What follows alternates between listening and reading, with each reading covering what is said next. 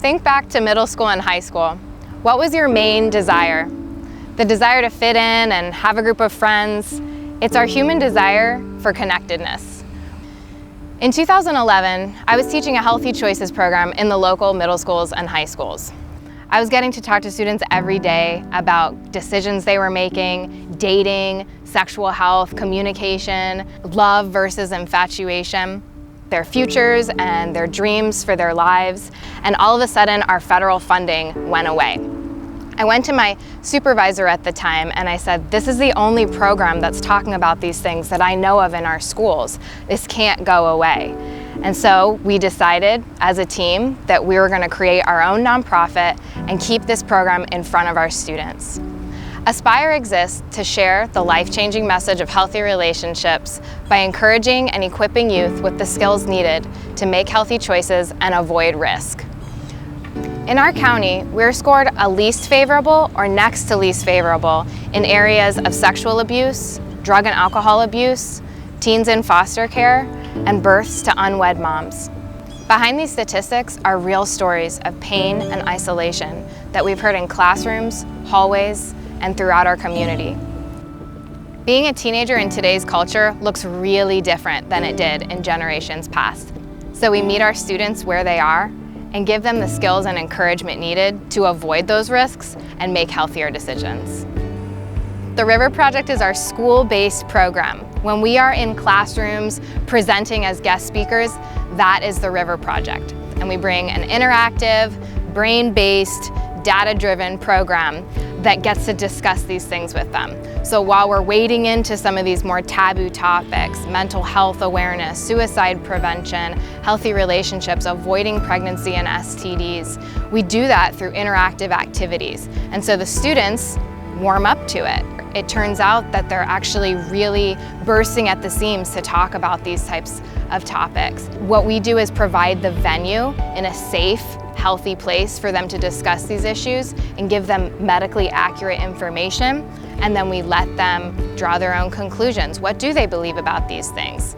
Are they being manipulated by the media? Are their friends really their friends, or are those people that are pressuring them? One of our activities is called the Love Tank, where our students are asked to think about their hearts and their lives like a gas tank.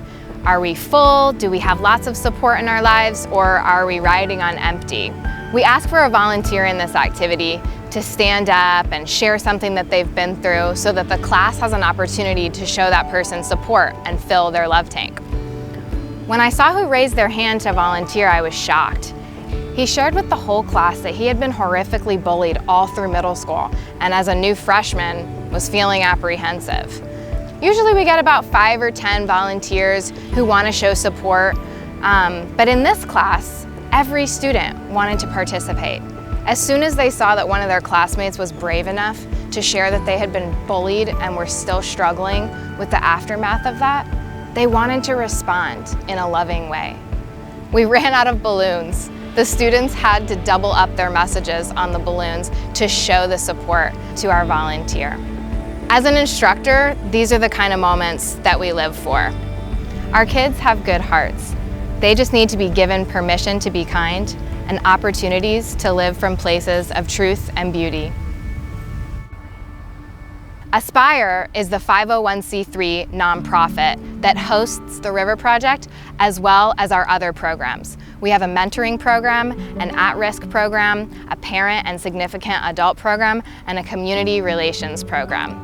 And as we've grown, we've gotten to expand our audience to parents, mentors, social workers, nurses, caregivers, and our community as a whole. Our mascot is the Etch-a-Sketch. We like to say, you create the picture of your life, the twists, the turns, the decisions of who you are and who you become. If you don't like the picture of your life, you're not happy with some of the decisions that you're making, what's the best part about an Etch-a-Sketch? You can shake it up. We tell our students that it's never too late to shake it up and start over, creating a new picture of their life. My story would be about my sister who was in an abusive relationship for 10 years. She got married when she was 18 after running off with a guy. They had 3 children together, all which were taken by the state. I feel that if she would have had the River Project when she was in high school, she would have seen the earlier signs of an abusive relationship, and she would have known how to get out of the relationship, and she wouldn't have gone through 10 years of pain and torture. It's inspired me to make better decisions in what I do, to have healthier relationships, to use my refusal skills, like saying no when I have to like if someone asks me to do drugs with them, to say no, or for sexual relations to say no and to postpone. Well, when I was at Renaissance, I still smoked. I smoked cigarettes and weed, and I had pretty bad anxiety, and I was depressed, and I was going through a lot and just was in a really dark place. And Miss Katie and the counselor had helped me, given me resources on like what drugs actually do to your body, and it helped me like realize what I was actually doing. And so I tried my hardest to stop, and I stopped doing everything that I was doing. I quit hanging out with people that were doing it so I wasn't tempted to do anything bad. I'm not in a dark place anymore, and I'm not depressed because I was helped and had someone to talk to. And this has changed the trajectory of my future by me being more alert and me telling myself, all right, now think before you act or do so. No, I just don't go out there and rush. I actually take the time and sit down myself and make sure what I'm doing is right and I'm not harming myself or anybody else. Kind of develop a much healthier relationship with my mom, because honestly, we wasn't really all that close. And I feel like I could never tell her something because it's just how I felt. But by me being open and tell her what's on my mind and her telling me what's on her mind, we become a healthy mom and son. And we're talking every day, and yeah, I love my mom for that. Well, me and Daisy's father were juniors in high school. We were both 17. We'd only been together maybe 6 months when I found out that I was pregnant with her. A few months after Daisy was born, me and her father, Michael, broke up. And when I came back to the school, it was still incredibly difficult, because now I wasn't just pregnant and going to school. I was going to school with my kid, getting up early to take care of her, going to work afterwards, and then staying up all night with her because she was still a newborn. And that was incredibly difficult, but I don't think I would have graduated early or graduated at all without them, because they were always so positive and they always had great advice, great stories. They truly cared about what we were doing and what was going on in our lives. Truly wanted to help. As you've just seen and heard, Aspire is making a huge impact in our community, and we would love it if you would come alongside us as we give tools to the students in Citrus County to build healthier relationships. Whether it's giving financially, giving your time, choosing to mentor a teen, we would love to partner alongside of you in this important work that we're doing.